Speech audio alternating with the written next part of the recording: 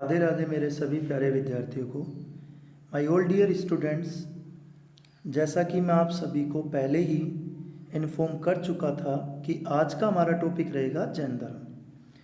But my dear, मैं आपको जैन धर्म डायरेक्टली नहीं पढ़ाऊंगा, क्योंकि हमें जैन धर्म से पहले बहुत सी ऐसी बातें हैं जिन्हें समझ लेना बहुत ही ज़रूरी है, ताकि हमें जैन धर्म को रटना ना पड़े। हमें ये बात समझ आ जाए कि जैन धर्म या बौद्ध धर्म यानी अन्य धर्म या संप्रदायों का जन्म क्यों हुआ, क्या ऐसा हुआ जिससे एक सभ्यता से बहुत सारे संप्रदाय बन गए। तो चलिए बिना समय गवाए हम स्टार्ट करते हैं। माय डियर, मैं बात कर रहा हूँ सबसे पहले वैदिक काल की, यानी वैदिक सभ्यता की। वैदिक सभ्यता के बारे में आप लोगों ने अगर पढ़ा है तो वो दो भागों में बटी थी। एक ऋग्वैदिक काल, जिसे 1500 ईसा पूर्व से 1000 ईसा पूर्व तक बताया जाता है, और 1000 से 600 ईसा पूर्व तक बताया जाता है। वैदिक सभ्यता में हमारे 4 वेदों की रचना हो चुकी थी, और जो हमारे 4 वेद थे वो थे ऋग्वेद, सामवेद, यजुर्वेद और अर्थवेद। वंस अगेन, वैदिक काल यानी वैदिक सभ्यता जो थी वो दो भागों में बटी हुई थी। एक ऋग्वैदिक काल था जो 1500 से 1000 ईसा पूर्व तक था। एक उत्तर वैदिक काल था जो 1000 से 600 ईसा पूर्व तक था। तो जो वैदिक सभ्यता थी हमारी, इन दोनों भागों में जो बटी थी, जो मैंने अभी समझाया आपको, वैदिक सभ्यता में ही चारों वेदों की रचना हो चुकी थी। लेकिन वेदों के बाद भी आरण्यक, उपनिषद जैसी चीज़ों की रचना हुई। तो जो उपनिषद था हमारा, उपनिषद का मेनली क्या पर्पस था? उपनिषद का मेनली पर्पस था अंधविश्वास को मनाई, यानी कि अंधविश्वास से दूर रहना, और अनीश्वरवाद में भरोसा, यानी कि ईश्वर में भरोसा ना हो। तो ये उपनिषद के बारे में मैंने आपको जो थोड़ा डिस्कस किया है, इसको मैं और अच्छे से आगे क्लियर करूँगा। So listen to me carefully my dear. वैदिक सभ्यता का धीरे धीरे जैसे पतन हो रहा था, तो करीब 62 संप्रदाय का जन्म हुआ। यानी वैदिक सभ्यता के धीरे धीरे चलते चलते जैसे एंड पर वो चल रही थी, तो उसके एंड से पहले ही करीब 62 संप्रदायों का जन्म हो चुका था। ये जो हमारे 62 संप्रदाय थे, इनके निर्माण होने का कारण जो था वो था वर्ण व्यवस्था। यानी वर्ण व्यवस्था का मतलब होता है जनमूलक। यानी वैदिक सभ्यता के समय में हमारा जो 4 तरह के वर्णों में विभाजन हो रखा था।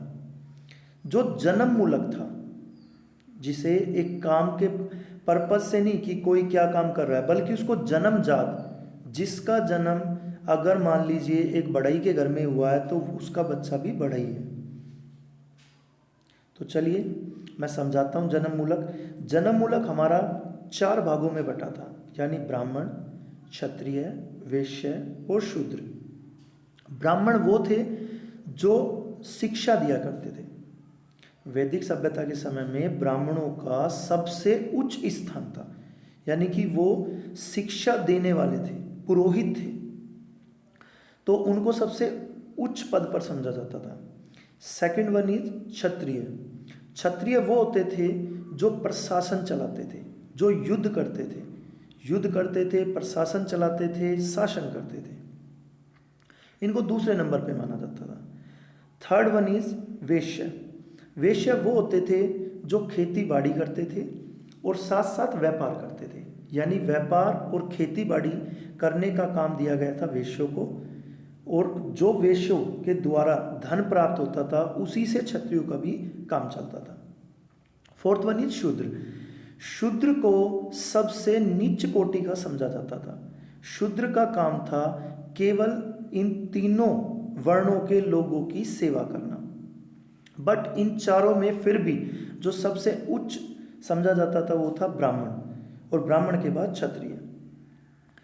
तो धीरे धीरे जो ये जन्म मूलक था, इसी के कारण लोगों का दिमाग डेवलप हुआ। उनको लगा कि ये तो एक जन्मजात हम लोगों के साथ ऐसा हो रहा है कि अगर शूद्र का बेटा है तो वो जीवन भर सेवक ही रहेगा, जीवन भर सेवा ही करेगा और निम्न कोटि का ही रहेगा, कभी उच्च कोटि का नहीं बन पाएगा।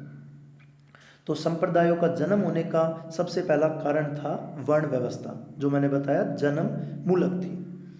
नेक्स्ट वन इज लोहे की खोज। लोहे की खोज आपको पता होगा वैदिक काल में हुई थी, और लोहे की खोज के बाद कृषि में धीरे धीरे सुधार होने लगा था। अब कृषि में जब सुधार होने लगा तो हमें अब हल की ज़रूरत पड़ी, और हल की ज़रूरत जो हमें पड़ी, हल की ज़रूरत के लिए हमें बैलों की ज़रूरत पड़ी। और डियर, बैलों की संख्या धीरे धीरे कम होती जा रही थी। उसका रीज़न मैं आपको समझाता हूँ। वैदिक सभ्यता में जो हवन वगैरह हुआ करते थे उनमें गायों की बलि दी जाती थी, और बलि भी दी जाती थी, और उनके घरों में कुछ अतिथियों को गाय का भोजन भी कराया जाता था, यानी गोमांस, जिस कारण धीरे धीरे बैलों की भी संख्या में कमी आई, गायों की भी संख्या में कमी आई। तो इतना पाप को बढ़ते हुए देखकर लोगों को लगता था कि अब हमें अपना कोई अलग संप्रदाय, अपना कोई अलग धर्म बनाना चाहिए, क्योंकि जो मनमानी चलती थी मेनली वो ब्राह्मण या क्षत्रिय की। चलिए, आई होप आपको यहाँ तक क्लियर हो गया होगा। नेक्स्ट मैं जैन धर्म पे ही आ रहा हूँ डियर। जैन धर्म के बारे में अब थोड़ा डिटेल से समझेंगे। आज इस वीडियो में मैंने कोशिश की है कुछ कंटेंट भी साथ साथ मैं समझाऊंगा आपको, मैंने इसके साथ अपलोड किया है। तो चलिए समझते हैं। हमारा जो फर्स्ट पॉइंट रहेगा वो है जैन धर्म के संस्थापक और पहले तीर्थकर थे ऋषभदेव। जैन धर्म के जो संस्थापक बताए जाते हैं सबसे फर्स्ट वो हैं ऋषभदेव। सेकंड पॉइंट हमारा, जैन धर्म के 23वें तीर्थकर थे पार्श्वनाथ। माय डियर, आपको मेनली दो ही इम्पोर्टेंट है जो याद रखने हैं। फर्स्ट जो संस्थापक बताए जाते हैं ऋषभदेव, और 23rd जो पार्श्वनाथ, क्योंकि पार्श्वनाथ हमारे 24वें तीर्थकर से पहले के हैं, इनका नाम पूछ लिया जाता है। Third one is Mahavir Jain धर्म के 24वें तीर्थकर थे। फोर्थ पॉइंट पे चलते हैं। महावीर का जन्म 540 ईसा पूर्व पहले वैशाली गणतंत्र के क्षत्रिय कुंडलपुर में हुआ था। अब देखिए, जो अभी मैंने थोड़ी देर पहले आपको डिटेल शेयर की है उसी से एक वर्ड उठाया गया यहाँ पे, क्षत्रिय, यानी महावीर जो थे वो भी क्षत्रिय कुल के थे, लेकिन उनको लगता था कि उनके साथ भी और वैश्य के साथ भी और शूद्र के साथ भी कुछ ऐसा मतभेद हो रहा है जिसके कारण एक अलग संप्रदाय की ज़रूरत है। और डियर, बौद्ध धर्म के जो संस्थापक थे हमारे सिद्धार्थ जी, जिनको हम गौतम बुद्ध भी कहते हैं, वो भी क्षत्रिय कुल के थे।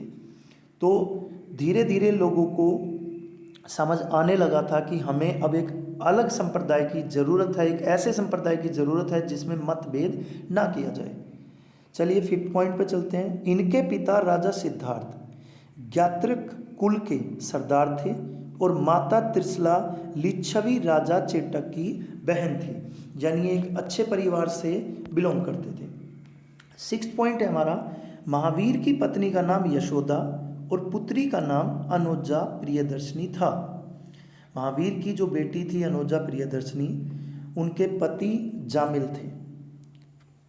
मैंने शायद इस डिटेल में दिया होगा। चलिए आगे पढ़ते हैं। सेवन्थ पॉइंट है हमारा, महावीर के बचपन का नाम वर्धमान था। महावीर के बचपन का नाम था वर्धमान। महावीर के पिताजी का नाम क्या बताया मैंने आपको, सिद्धार्थ। तो याद रखिएगा।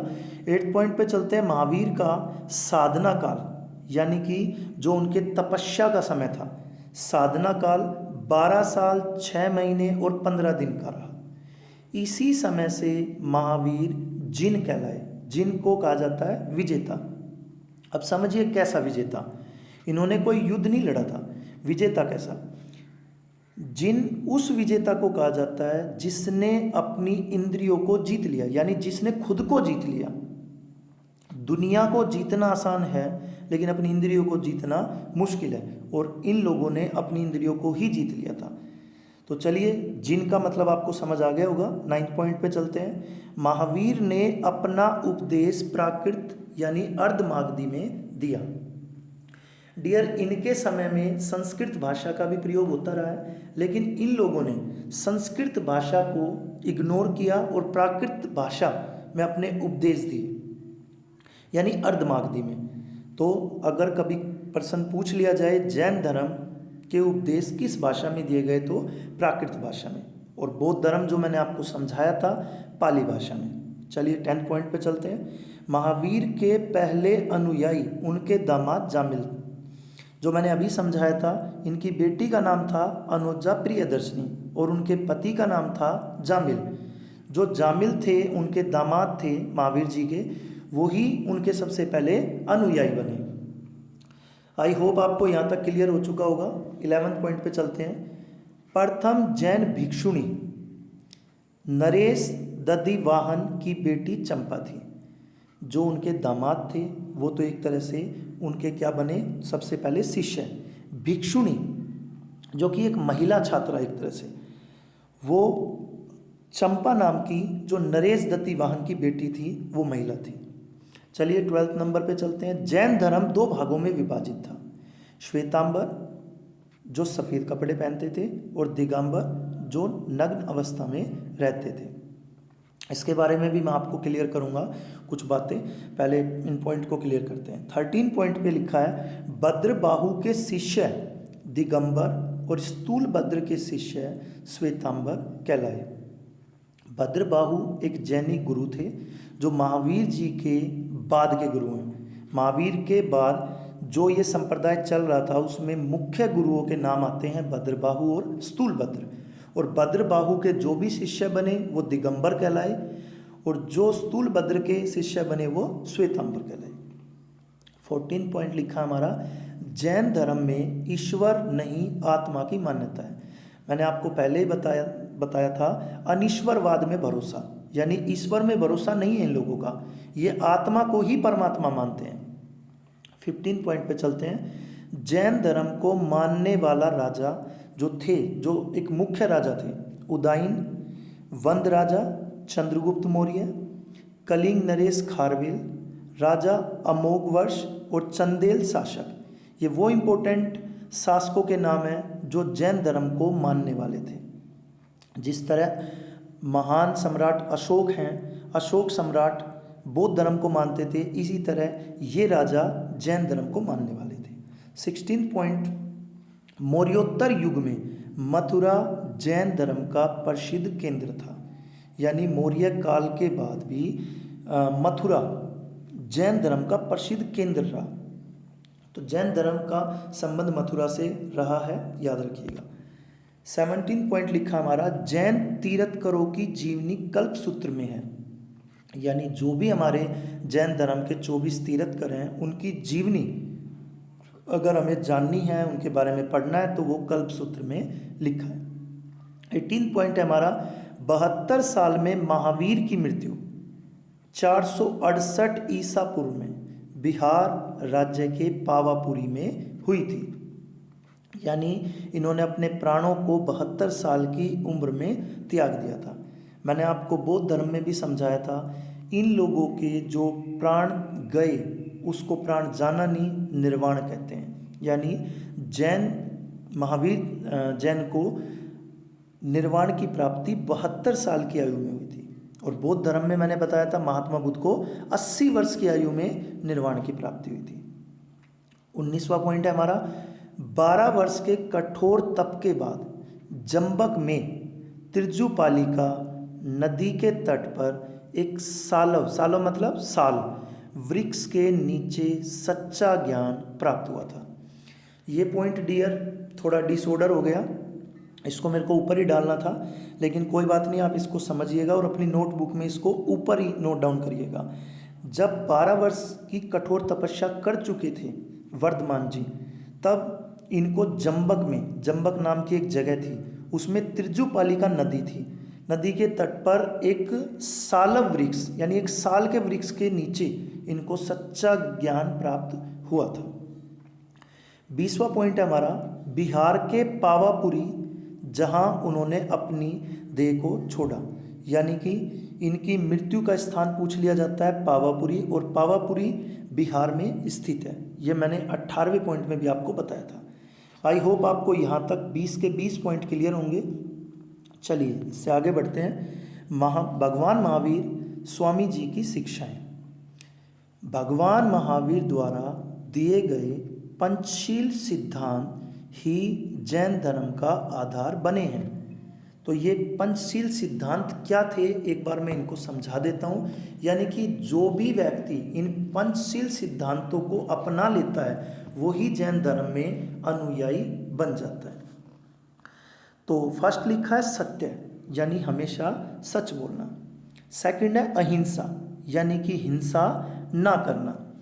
थर्ड नंबर पे लिखा है अस्तेय। अस्तेय का मतलब होगा डियर चोरी नहीं करना। ब्रह्मचार्य, यानी कि अपनी इंद्रियों पर वश कर रखना, कंट्रोल में रखना। अपरिग्रह, अपरिग्रह का अर्थ होता है डियर यानी संपत्ति अर्जित नहीं करना। जैसे कि कोई भी क्या बोलते हैं इसको, जायदाद वगैरह अर्जित नहीं करना, यानी कि एक लालच ना होना प्रॉपर्टी का। तो जो भी ये 5 सिद्धांत हैं इनको अपना लेता है वही भगवान महावीर का अनुयायी बन जाता है। मैं एक बार फिर रिपीट कर रहा हूँ। सत्य यानी सच बोलना, अहिंसा यानी कि हिंसा ना करना, अस्तेय जो कि मैंने आपको बताया था चोरी नहीं करना, ब्रह्मचार्य यानी कि अपनी इंद्रियों को वश में रखना, और अपरिग्रह, अपरिग्रह का मतलब बताया मैंने आपको हमेशा संपत्ति अर्जित करने से बचना, यानी किसी संपत्ति किसी धन का लालच ना होना। आई होप आपको यहाँ तक क्लियर हो गया होगा।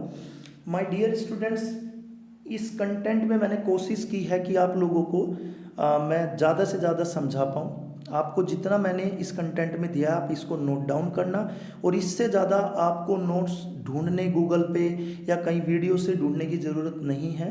क्योंकि देखिए एग्ज़ाम क्लियर उन्हीं विद्यार्थियों के होते हैं जो बहुत ही एक बोलते हैं ना कि स्टैंडर्ड का मटेरियल मेंटेन करें, ना कि कुछ भी गूगल से या किसी बुक से नोट डाउन करके आप अपने नोट्स को बहुत ही ज़्यादा बढ़ा लें, फिर उतना आप याद भी नहीं रख पाएंगे। तो ये बहुत ही इम्पोर्टेंट और जो काम की चीज़ें थी वो मैंने इसमें डाली हैं। आप वीडियो को बार बार सुना करो ताकि आपको ये चीज़ें याद हो जाएं। चलिए कुछ पॉइंट ऐसे जो इस वीडियो में मेरे को लगा कि डालने की ज़रूरत नहीं है, आपको वैसे ही समझा देता हूँ जो इतने इम्पोर्टेंट नहीं हैं। चलिए नेक्स्ट पॉइंट पर चलते हैं हम एक बार, सॉरी थोड़ा बैक चलते हैं। जब 12 वर्ष, 19वां पॉइंट है हमारा, 12 वर्ष के कठोर तप के बाद जब महावीर जी 12 वर्ष की तपस्या के लिए चले तब उनकी आयु थी 30 वर्ष। ये इस कंटेंट में नहीं है, मैं आपको वैसे ही समझा रहा हूँ, आप ध्यान से सुनिएगा। 12 वर्ष की तपस्या करने से पहले इनकी आयु 30 वर्ष थी, और इन्होंने अपने भाई से 28 साल की उम्र में ही, इनके बड़े भाई का नाम था नंदीवर्धन, तो इन्होंने 28 साल की आयु में ही अपने बड़े भाई नंदीवर्धन से गृह त्याग का प्रस्ताव रखा था, क्योंकि इनका कोई भी इंटरेस्ट गृहस्थी में नहीं था। ये चाहते थे कि इनको ज्ञान प्राप्त हो, एक ऐसा ज्ञान प्राप्त हो जिससे ये पूरी पृथ्वी को या पूरी दुनिया को चमका दें, यानी कि प्रकाशित कर दें। माय डियर स्टूडेंट्स, इन्होंने 12 वर्ष की जो तपस्या की उसके लिए इन्होंने डिमांड 28 साल की उम्र में ही अपने भाई से की थी। भाई के कहने पर इनको 2 साल रुकना पड़ा, तो गृहस्थी में ही 2 साल रुकना पड़ा, यानी इन्होंने 30 साल की आयु में गृह त्याग कर दिया था। इनके बड़े भाई का नाम जो नोट्स में नहीं दिया मैंने, नंदीवर्धन है, याद रखिएगा। आई होप आपको यहाँ तक सब क्लियर हो गया होगा।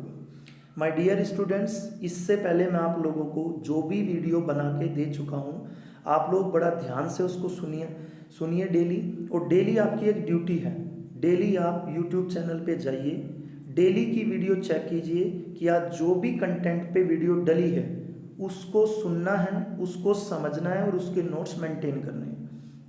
मैं आपको डेली डेली ये नहीं कहूँगा कि आप सब्सक्राइब करें, शेयर करें, लाइक करें, ये आपकी खुद की ड्यूटी है, क्योंकि यूट्यूबर जो भी होगा उसको आपके इंटरेस्ट का तभी पता चलेगा जब उसके पास ज़्यादा से ज़्यादा व्यू आएंगे, ज़्यादा से ज़्यादा सब्सक्राइबर होंगे, ज़्यादा से ज़्यादा लाइक होंगे। उसको कैसे पता चलेगा कि आप लोग देख रहे हैं, आप लोग इसमें इंटरेस्ट ले भी रहे हैं या नहीं? तो कोई फ़ायदा नहीं है ऐसी वीडियो बनाने का जब तक आप लोगों का इंटरेस्ट ना हो। तो मेरी उम्मीद है कि आप लोगों का इंटरेस्ट अभी तक बहुत ज़्यादा है और आप लोगों की डिमांड पे ही मैंने ये यूट्यूब चैनल क्रिएट किया है। और धीरे धीरे देखिएगा इसमें बहुत कुछ जुड़ने वाला है। मैंने आपको पहले ही बताया था कि हम करंट अफेयर का भी एक टॉपिक डेली क्लियर किया करेंगे। सुबह 8 बजे आपको मैं डेली, जैसे लोकपाल डाल दिया था मैंने, अपलोड किया था, लोकायुक्त अपलोड किया था, कल का नया कुछ टॉपिक होगा तो आप इनको मेंटेन कीजिए, बहुत अच्छे से समझिए। और किसी भी तरह का अगर आपको कोई डाउट आता है तो प्लीज़ मुझे कमेंट करिए, मैं और कोशिश करूँगा कि आपको और अच्छे से समझा पाऊँ। धन्यवाद।